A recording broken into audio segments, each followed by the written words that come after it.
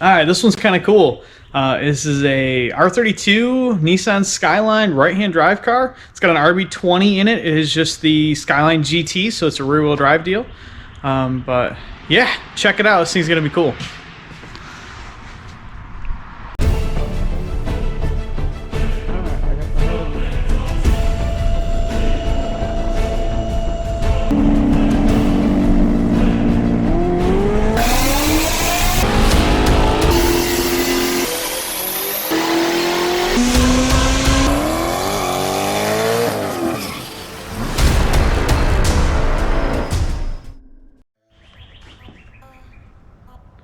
Alright, so here's the Skyline. This is, like I said, it's an R32 RB20, so it's a 2-liter inline 6 deal.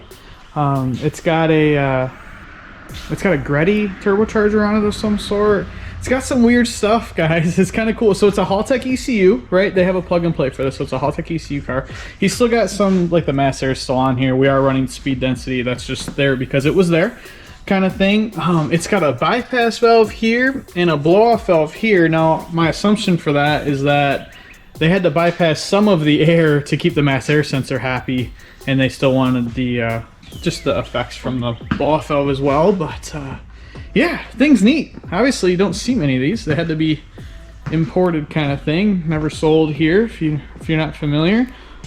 But I've about got in the passenger side like 3 times, so let's just do that to get over it. Oh, hey, there's my laptop. But yeah, right-hand drive deal is kind of weird. I have tuned a couple right-hand drive cars, but man, every time it takes a bit getting accustomed to it again, because you got to shift with your left hand, and that's really the kicker for me.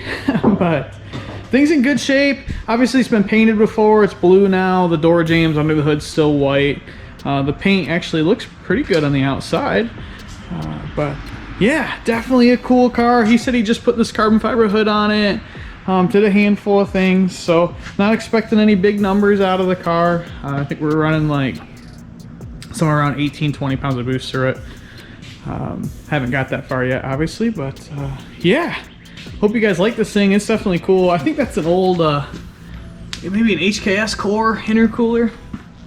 I can't remember if that's who had that, if it was Greddy or HKS, but one of those had that intercooler that looks that way, that had the tapered, the ends of the tank are tapered there, the front and the backs of them.